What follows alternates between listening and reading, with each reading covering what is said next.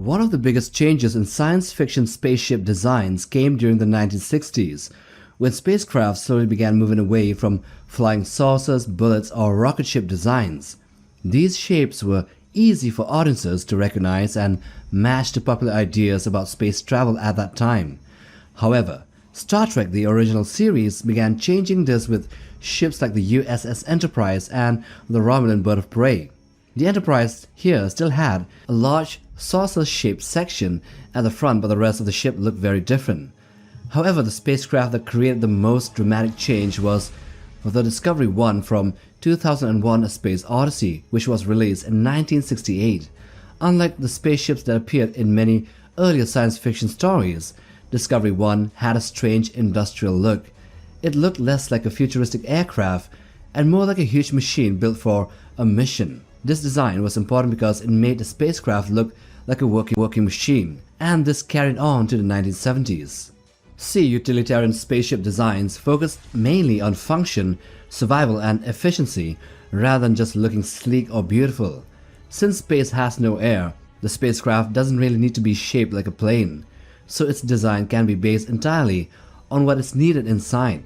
The engines may be placed at the rear, fuel tanks may be positioned close to them, and crew areas may be separated from the dangerous machinery, and cargo sections may be added wherever there is enough space. Because of this, these ships often had exposed pipes, metal frames, support beams, scaffolding, radiators, cargo containers, weapons, and other visible equipment, instead of hiding everything inside a smooth outer hull. This can make them look rough, uneven, or even messy, but every part usually has a practical purpose. The overall result is a spacecraft that looks more like a flying factory or a cargo ship or an industrial machine than a clean futuristic vehicle.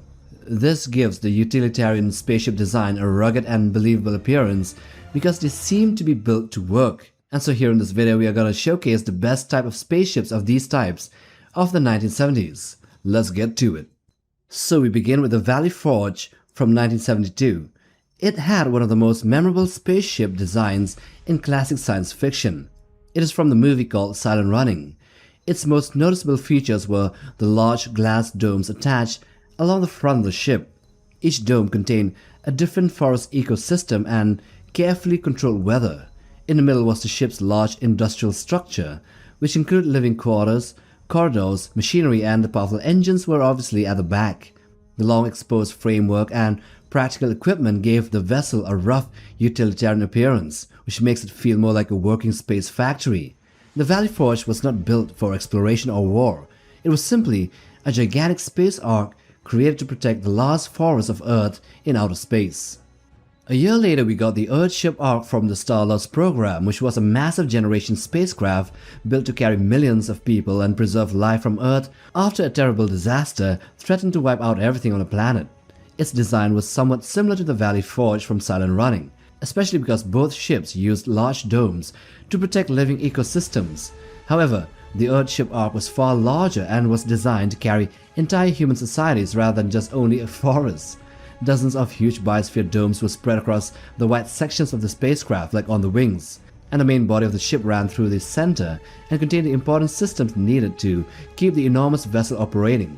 However, over many generations, the people living inside the separate domes became isolated and slowly forgot that they were traveling through space aboard a spacecraft. And interestingly enough, the Earthship Ark was probably the first spacecraft in movies and shows that was over a kilometer in length. To be more precise, over 80 kilometers in length.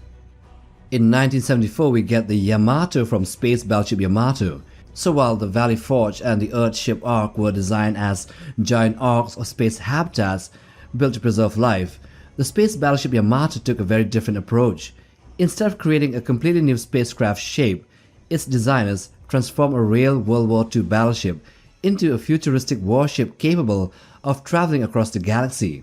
The ship kept the famous silhouette of the original Imperial Japanese Navy battleship Yamato, including its long armored hull, the command tower, and the triple gun turrets. However, beneath this familiar naval look was advanced space technology, including the wave motion gun, which can destroy entire fleets in a single shot. Its design also helped to make space combat feel less like aircrafts shooting at each other and more like naval warfare, and because of this, Space Battleship Yamato became one of the most famous retro-futuristic spacecraft ever in science fiction. Then we also have the Altaris from Jerry Anderson's Into Infinity, which is also known as The Day After Tomorrow of 1975. And this ship here was built mainly for scientific exploration. Its design had a clean but highly practical appearance.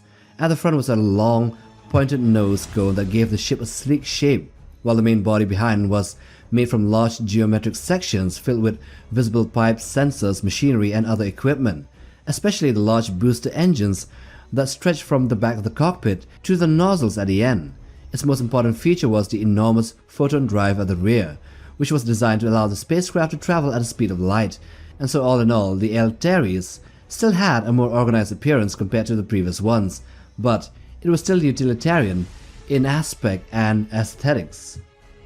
In the same year, there were two very similar spacecraft which appeared in space 1999. One is the Eagle transporter, which was designed for carrying people, supplies, and equipment, and then there was the Mark 9 Hawk, which was built mainly for interception and combat. Its design here kept most of the Eagle's industrial appearance, especially the exposed metal framework running along the center of the ship, but everything else was shaped around military performance. At the front was a sharp, pointed cockpit that gave the Hawk a bird-like appearance. Then there was heavy dual propulsion engines flanking the central fuselage for rapid acceleration and atmospheric intercept maneuvers. The Hawk also carried fixed laser weapons and rocket pods beneath its body, which allowed it to attack hostile ships directly in combat. And because of this, the Hawk here looked like a true military interceptor if it was built in real life, but built for space warfare. Now in 1977, something really big happened. The movie Star Wars was released, and in there, we got to see a lot of ships like the TIE Fighters, the X-Wing, Y-Wing, the Millennium Falcon, and most importantly, the Star Destroyer. So these are in fact one of, if not the most iconic spaceships ever created for the big screens. The Star Destroyer's enormous wedge-shaped hull gave it the appearance of a huge flying dagger or an arrowhead, and above the main hull was a tall command structure that looked similar to the bridge towers found on naval battleships.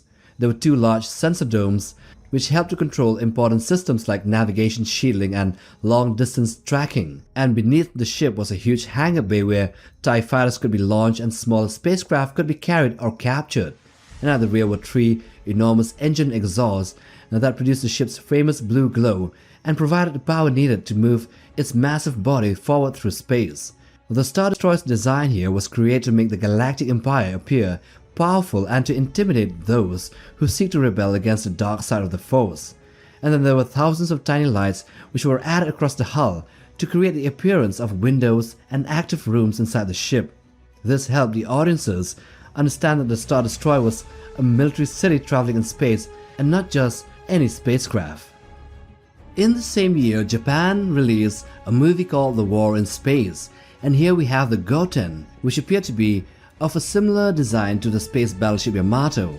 However, instead of being based on a real battleship, the Gohten was a space version of the earlier Gotengo from Toho's Atragon. Its most noticeable feature was a huge drill at the front, and the long body behind the drill looked like a heavily armed warship with large engines, weapon systems, and an earthly naval vessel made for space. At least that's what it looks like. The ship was designed by Yasuyuki Inouye, and its weapons included two rapid-firing 6-barrel revolver cannons which were inspired by an old revolver owned by Inouye's father. And the Gohten also carried laser cannons, guided missiles, and aerial depth charges, and the extremely powerful ether bomb. In the War in Space, the Gohten served as the flagship of humanity's space fleet during its conflict against the aliens from the third planet of Yomi. A year later, people got the Battlestar Galactica, which is another very iconic spaceship that emerged in the 1970s. It was designed to look like a huge working warship that had spent years serving in space. It was basically a combination of an aircraft carrier and a heavily armed battleship. Instead of carrying large numbers of soldiers or ruling entire star systems, its main purpose was to be a carrier, to launch and recover colonial Viper fighters while using its powerful weapons and heavy armor to protect the fleet. The colonial fleet.